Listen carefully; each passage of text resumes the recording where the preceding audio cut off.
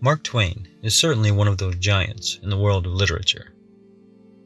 Many of his brilliant novels and short stories highlight problems of our real world, from the economic inequalities so sharply displayed in The Prince and the Pauper, to the ignorance of racial prejudice demonstrated in his Adventures of Huckleberry Finn. While in his book The Mysterious Stranger, he masterfully illustrates the absurdity of religion. Twain actually attempted a few versions of this story, but he never got around to finishing any of them. After he died, another guy who had the rights to the unfinished work stitched this version together and published it in 1916. Now, over 100 years later, this little work of fiction can still be very offensive to many people, because it could force one to question his or her values, and that can be painful. But it can also be beneficial. Literature can help us to see things from other points of view, which we may not be exposed to in any other way. So let's take a look at it, shall we? The story begins with our narrator, Theodore, saying, "It was in 1590. It was still the age of belief. But they meant it as a compliment, not a slur, and it was so taken, and we were all proud of it." Right off the bat, Twain delivers some of his famous rhetoric. In a very subtle way, he drops a bomb. Many people would be offended, but others may not even notice, because Twain says it so casually. Not a slur, as if to say, perhaps it should be considered an insult or a slur to be called a believer. Not only to be accused of a faithful adherence to various religions, but also planning one's life around astrology charts, being enchanted by illusions, or wasting time on the pursuit of other fictions, such as leprechauns, UFOs, and Bigfoot. It's one thing to investigate these stories. It's quite another to believe in them wholeheartedly, with no shred of evidence whatsoever. Unfortunately, much of our world is still flailing around in this so-called age of belief. As Jacques Fresco once said, we are at the tail end of the Middle Ages. A person with a scientific attitude is less apt to get stuck in any belief system. Science is never settled, so to speak. We are constantly developing new methods and tools for coming to ever closer approximations of reality, but never a perfect truth. By questioning beliefs, Twain's work of fiction can help to steer us towards science, which we can use to arrive at more predictability about our world, and thus a higher degree of sanity. On with the story. Satan comes to town. He is the mysterious stranger. He looks like a normal teenage boy. He hangs out with some of the kids from the village, including our narrator Theodore. Satan fascinates the kids with his many supernatural powers. He can make food appear out of thin air, he can teleport from place to place, and other mysterious tricks. In one very memorable scene, Satan makes some tiny people out of clay. Then he gives them life. The tiny people start building their own little castle. Then, of course, they begin to fight amongst each other. So Satan smashes them. The kids are shocked and disgusted. How could he just kill them like that? They were living beings. Here, in a beautifully strange way, Twain shows the contradiction in the story of a supposedly loving, caring God who violently kills his own people made of earth, in mass genocidal floods, earthquakes, and famine. Then, on top of that, he condemns them to eternal damnation in hellfire. And people say, well, the Lord works in mysterious ways. But when a mysterious stranger called Satan smashes imaginary clay people in a fictional story, people tend to get angry. Satan takes Theodore to places around the world so he can witness some of humanity's own cruelty. He makes them invisible so they can observe people in their natural environment. They go to a jail where a man is suspected of being a heretic, and the executioners are inquiring into it. By inquire, of course, they mean torture until they get a confession, or the victim dies. This is the sort of thing that happened during the Crusades, the Inquisition, and the Salem witch trials. Many people seem to think that this is all in the past, but religious fanaticism continues to fuel countless witch hunts to this very day. For example, there are certain people in the world who are trying to ban all kinds of books, from some of humanity's finest works of fiction to publications that could be beneficial to scientific inquiry. These modern-day witch hunters are walking back progress made in human rights, largely because of ignorance, fear, and fixed religious beliefs. This part of the story shows the hypocrisy of religious institutions that preach peace, love, and understanding, but at the same time, people go to war and crucify others in the name of an almighty God. One cannot sit on a judge's bench and call oneself a Christian. It's in the Bibles, "Judge not, lest ye be judged." And one cannot don an executioner's hood and call oneself righteous. It is said that Jesus taught, "If someone slaps you, turn the other cheek." I do not see very many so-called Christians practicing those principles these days, which is also rare for people from any other religion for that matter. It seems that most would rather seek revenge than grant forgiveness. After they leave the jail, Theodore says that it was a brutal thing. Satan responds, "No, it was a human thing. You should not insult the brutes by such a misuse of that word." And to me, this is another great way that Twain forces us to look at ourselves. Human beings are capable of committing the most horrible deeds on earth, not gods, devils, or brutes. And it's strange hearing all this from Satan, as if he has the moral high ground. It certainly stands the theories of religion on their heads. Then they go to a factory where men, women, and children are toiling away. Satan says, "The proprietors are rich and very holy, but the wage they pay to these poor brothers and sisters of theirs is only enough to keep them from dropping dead with hunger." Here, Twain contrasts the punishment of the heretic with the treatment of the innocent workers. Satan points out that the heretic is already dead and free of pain. Then referring to the workers, he says, "But these poor slaves have been dying for years. You are such an illogical, unreasoning race." So the workers get more punishment than criminals. That doesn't seem fair, does it? Likewise, in today's world, prisoners in the United States are usually treated better than military veterans. People in prison receive superior health care, a steady food supply, and quality shelter, despite the fact that prisoners are supposed to be condemned and veterans praised.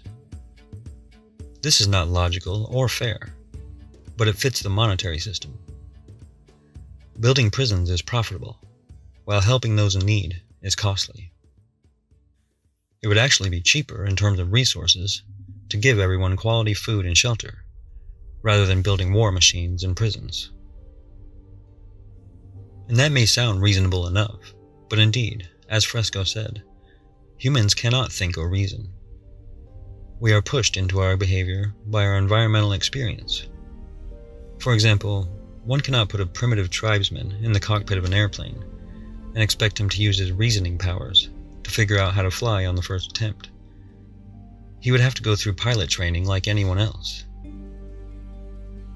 And at the same time, one cannot reason with a Nazi by saying, "Can't you see that Jews are people too?" Nazis reflect the abhorrent values of their culture. And one cannot go to the factory owners and say, "Don't you think you ought to build things to last, rather than intentionally designing them to wear out and break down?" That would seem logical, but these people have been conditioned to maximize profits.